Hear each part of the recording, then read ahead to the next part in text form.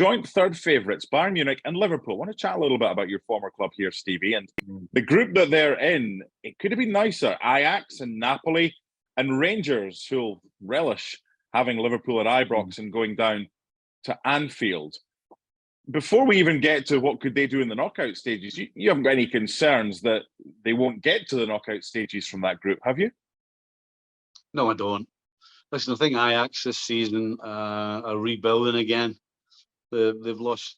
I mean, they lost Martinez to Manchester United, as we know. They've lost 3 other players as well from that starting 11 from last season, and so they're on a rebuild job, as the Ajax do every couple of years. You know, they build a side, they get rid of 3 or 4 players, as they've done again at the end of this last season, and so they're rebuilding. So from Ajax's point of view, I don't see them as a threat.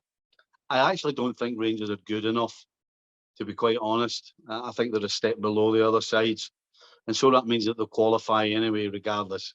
Now, I would be lying if I said I'm happy with the way Liverpool are right now. I don't think they're playing well. They don't look confident. They're certainly not half the team that they were. And the question is, can they get back to the team they were?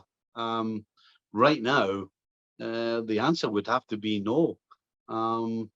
But is it going to be good enough to get through this group? The answer is yes.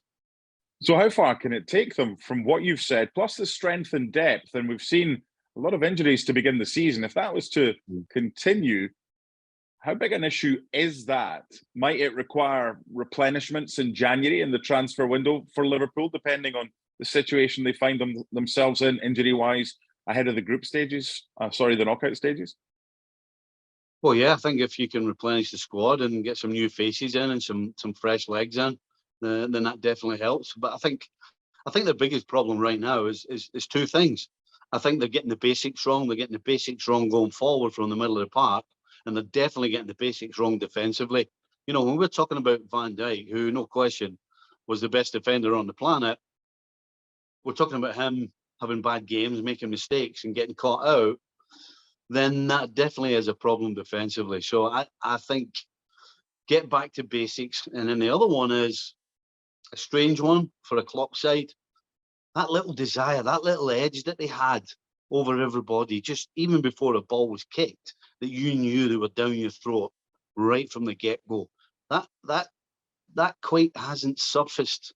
Well, it used to surface every time the referee's whistle went. Now we're kind of getting a couple of games here and there. So I think the desire has to get back, and the organisation and the basics, they have to get back to that. I think that's the 2 problems. They've got ability, there's no question about that. But if they can sort those 2 things out and get back to their best at those 2 things, then we'll see a different Liverpool side. Thanks so much for watching ESPN on YouTube. And for more sports highlights and analysis, be sure to download the ESPN app. And for premium content and live streaming, subscribe to ESPN Plus.